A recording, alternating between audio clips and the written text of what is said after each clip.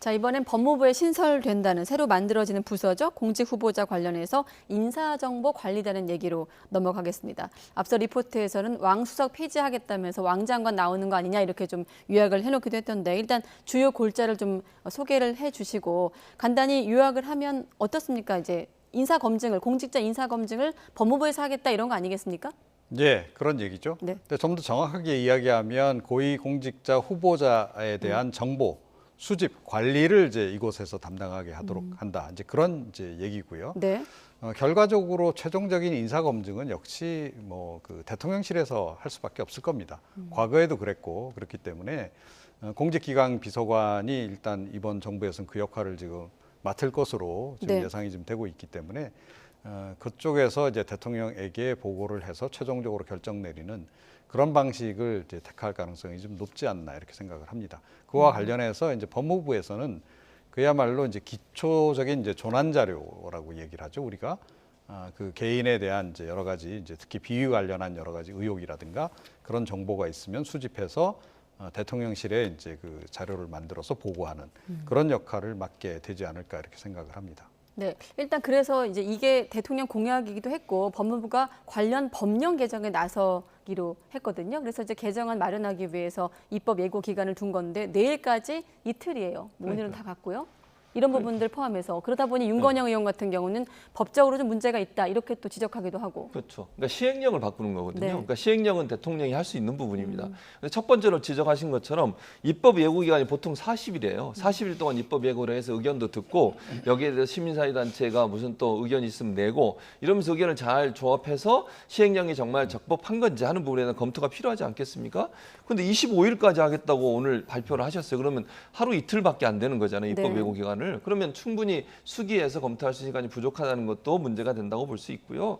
또 하나는 지금 윤건영 의원이 얘기한 건 정부조직법에 관한 문제입니다. 정부조직법에 보면 제32조의 법무부 장관의 역할, 그러니까 현행 정부조직법에 보면요. 법무부 장관은 검찰행정, 인권옹호, 출입국 관리, 그 밖에 법무에 관한 사무를 관장한다 이렇게 돼 있습니다. 여기 인사에 관한 부분은 없어요. 인사검증과 관련된 부분들은 도리어 인사혁신처의 공무원법 시행령에 따라서 인사정보 수집 권한을 갖고 있습니다. 네. 근데 이 그러면 그 권한을 누군가에 넘겨줘야 돼요. 왜냐하면 지금 민정수석실을 없애겠다고 하면서 이제 문제가 되는 거잖아요. 그래서 네. 인사검증을 그럼 어디서 할 거냐 이런 논란이 있었으니까 정부조직법에 따르면 사실은 인사혁신처에서 맡는 게 어찌 보면 타당해요. 거기는 인사를 담당하는 곳이니까.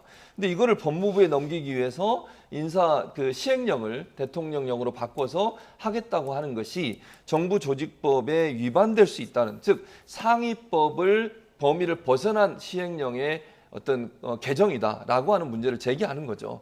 그래서 지금 정의당도 그렇고 이 윤건영 의원실도 그렇고 만약 이걸 바꾸려면 그럼 정부조직법 자체를 개편을 해서 법무부가 그런 역할을 할 수 있도록 법을 먼저 바꾼 뒤에 해야 되는 게 맞지 않나 그렇게 지금 문제를 제기하고 있는 겁니다. 잠깐 정리해 보면 이제 이런 거를 이제 비판적으로 보는 시각에선 두 가지입니다. 그러니까 이제 법령 개정이 법 개정이 필요하다고 보는 부분은 인사 검증이라는 게 이제 민감한 개인 정보를 다루는 거기 때문에 법적인 근거가 중요하다고 보기 때문에 지금 이런 얘기가 나오는 것 아니겠습니까? 그래서 이제 인사혁신처 같은 경우는 인사 검증 권한을 법무부로 이관하려면 법 개정이 필요하다. 여기까지 지금 입장이 나오고 있고요. 네, 그런데 과거 정부에서 어땠나요? 그러니까 인사검증은 이제 청와대에서 이제 기본적으로 한다라고 치고 네. 민정수석실에서 관련한 조난 자료를 이제 경찰에서도 만들고 검찰에서도 만들고 예전에는 국가정보원에서도 만들었어요. 심지어 국세청에서도 만들었습니다. 기무사에서도 만들었고 그렇게 해서 청와대로 올리게 되면 청와대에서 그걸 종합적으로 판단 내려서 이제 인사검증을 이제 확정짓게 되는 이제 이런 식으로 이제 진행이 됐는데 그러면 그때 그 기관들이 그 기능을 수행할 때 법에 규정이 돼 있어서 그 일을 했냐는 거예요. 아니에요. 예. 그리고 이거는 인사검증이라고 하는 표현은 법적 표현이 일단 기본적으로 아닙니다. 그냥 우리가 통상적으로 인사검증 이야기를 하는 것에 불과한 것이고 네. 좀 더 정확하게 이야기하면 이제 국가공무원에 관한 정보 수집 관리에 관한 이제 부분인데 이 부분은 지금 어떻게 돼 있냐면 그러니까 인사혁신처의 이제 권한이 이제 국가공무원법상 국가공무원법의 시행령에 규정이 돼 있어요. 인사혁신처에 이제 그걸 하도록 이렇게 돼 있고 네. 인사혁신처에서는 구체적으로 어떻게 돼 있냐면 이 부분이 시행령도 아니고 규정으로 지금 이제 정의가 돼 있습니다. 그래서 그 규정 이번에 또 바꾸겠다는 거예요.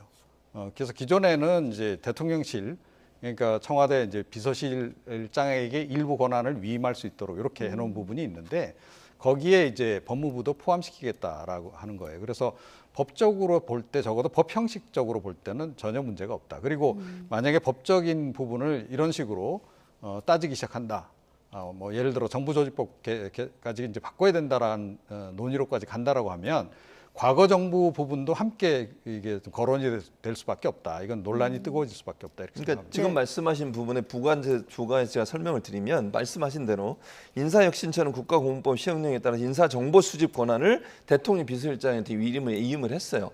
그러면 대통령 비서실장한테 위임된 것이 민정수석실에서 진행이 된 거죠. 근데 지금 이 상황은 인사정보 수집을 법무부에 이제 다 총괄을 하는 거잖아요. 그러니까 말씀하신 법무부가 만약에 일부의 인사 관련된 어떤 공무원 인사에 대해서 정보를 수집해서 그걸 다른 곳에 넘긴다면 문제가 없어요. 근데 문제는 검찰, 뭐 국정원, 기무사 말씀하신 그 많은 곳에서 정보가 수집된 게 전부 지금 법무부 장관 밑으로 가는 거잖아요. 여기에 대한 우려를 지금 표명하고 있는 거거든요. 그래서 그 규정을 지금 바꾸겠다는 거 아닙니까? 그러니까. 비서실장과 법무부. 그러니까 만약에 지금 그렇게 이렇게 규정을 바꾸겠다는 바꾸더라도 거죠. 제 생각에는 이게 이런 거죠. 인사혁신처가 이제 위임을 해서 만약 법무부에 가게 되면 법무부라고 하는 곳에서 이런 민감한 인사 정보를 모두 다 갖고 있을 때 지금 이제 한동훈 법무부 장관이 대통령과 이제 친근한 관계고 또 여러 가지로 소통용으로 불릴 수 있는 곳인데 그곳에서 검찰 권력뿐만 아니라 공직자들의 인사 관련된 정보까지 민감한 정보까지 다 가지고 있는 것이 과연 공정하고 타당하냐 하는 부분에 문제를 제기하는 겁니다. 네, 지금 방금 말씀하신 대목이 다음 질문이었는데 아무튼 법 관련해서는 찾아보니까 국가공무원법 19조, 정부조직법 32조더라고요. 이거는 윤건영 의원 말대로 좀 근거를 따져볼 필요가 있을 것 같고 좀 지켜봐야 될 것 같고 말씀하신 대목, 지금 보면은 인사 검증 라인까지 모두 검찰 출신으로 채워질 수 있다는 우려를 하신 거거든요. 앞서 단장 포함해서 20명 규모고 검사가 최대 4명까지 배치될 예정이다 이렇게 알려지고 있는데 대통령도 검찰 출신, 법무부 장관도 그렇고 이렇게 되면 이제 이 구도가 한 몸이 되는 것 아니냐 이제 우려하는 시각에서 그런 우려에 대해서는 어떻게 보십니까? 네, 그러니까 한동훈 법무부 장관이 구체적으로 조금 더 권한을 많이 갖게 되는 거 아니겠는가? 네.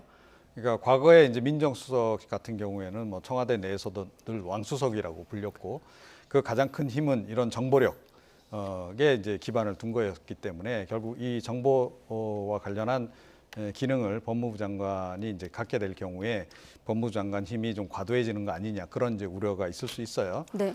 뭐 그런 부분 뭐 물론 있을 수 있다라고 생각합니다. 근데 크게 보면 이게 다 대통령의 권한이고 행정부 권한이라는 거예요. 그래서 대통령이 어느 기관에다가 이거를 줄 건지 부분은 대통령이 기본적으로 결정하는 사안이기 때문에 국회에서 뭐 문제 제기를 할 수 있겠죠. 한동훈 장관이 이제 마음에 안 드니까. 그런데다가 또 다른 문제는 뭐냐 하면 이게 실제로 그 검증단에서 어느 정도 역할을 할지는 지금 아무도 알 수 없어요. 제가 보기에는 결국 최종 결정권, 특히 인사검증과 관련해서 뭐 가부 결정이라든가 이런 거는 대통령실에서 결국은 할 수밖에 없을 겁니다. 과거 정부하고 마찬가지로. 그러면 여기서는 기본적으로 객관적인 자료 수집을 해서 그냥 보고하는 정도 수준에 그칠 가능성이 높고 제가 보건대는 지금 현재 저 정도 인력 갖고는 그 정도 역할도 제대로 수행하기가 좀 쉽지 않을 거다라고 봐요. 오히려. 과거에는 민정수석실에 이른바 이제 특별감찰반이 있었지 않습니까? 특별감찰반에 뭐 경찰 출신도 와 있고 국정원 출신도 와 있고 검찰 출신도 와 있고 그랬어요. 해당 기관들의 최고의 정보 전문가들이 모여 있었거든요. 그때의 기능만큼 제가 보기엔 실제로 기능 수행하기는 쉽지 않을 것이다.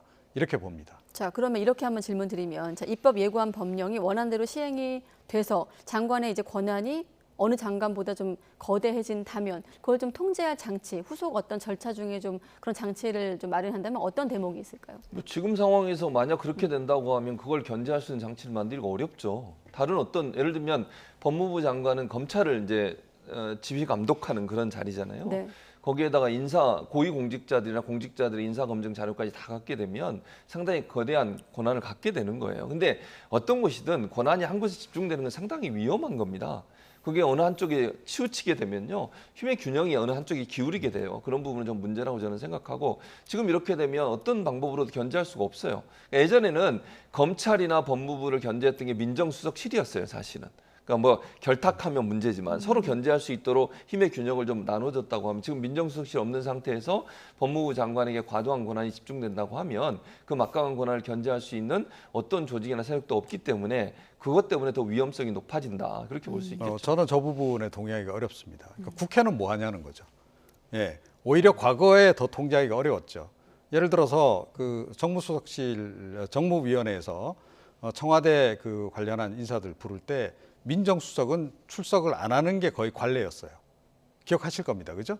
조국 전 장관 출석하느냐 마느냐 가지고 논란이 있었고 그만큼 은폐돼 있었던 자리라는 거죠. 그런데 법무부 장관은 어떤가요? 국회 법사위에서 부르면 언제든지 와서 답변해야 됩니다. 그죠? 그러니까 오히려 문재인 정부 시절보다도 훨씬 더 개방적으로 국회에서 견제할 수 있는 장치가 있는 거예요. 그런데 그거를 더 이상 견제할 장치가 없다 이렇게 얘기하는 것은 조금 그 논리에 맞지 않는다 이렇게 생각합니다. 견제할 장치가 국회가 될 것이다라고 하고 그렇죠. 여기까지 저는 듣겠습니다. 국회가 그런 정도, 그러니까 무슨 말씀하신 것처럼 불러서 물어보고 답변을 들을 수는 있지만 그 권한 갖고 있는 것 자체를 견제하는 것은 상당히 제한적이라고 생각해요. 그러니까 국회가 예를 들면 질문하고 질의하고 답변하는 과정에서 예를 들면 법무부 장관이 답변하는 것만으로 모든 것을 다 견제할 수 있는 권한을 갖고 있다고 보지는 않습니다. 그러니까 문제가 있는 부분에 대해서 질의는 할 수 있지만 법무부나 아니면 법무부가 갖고 있는 여러 가지 권한들에 대해서 직접적인 견제를 할 수 있는 권한까지 갖고 있다. 그렇게는 보지 않습니다. 네, 여기까지 듣겠습니다. 이종은 정치평론가, 최진봉 성공회대 교수 두 분과 함께했습니다. 오늘 고맙습니다.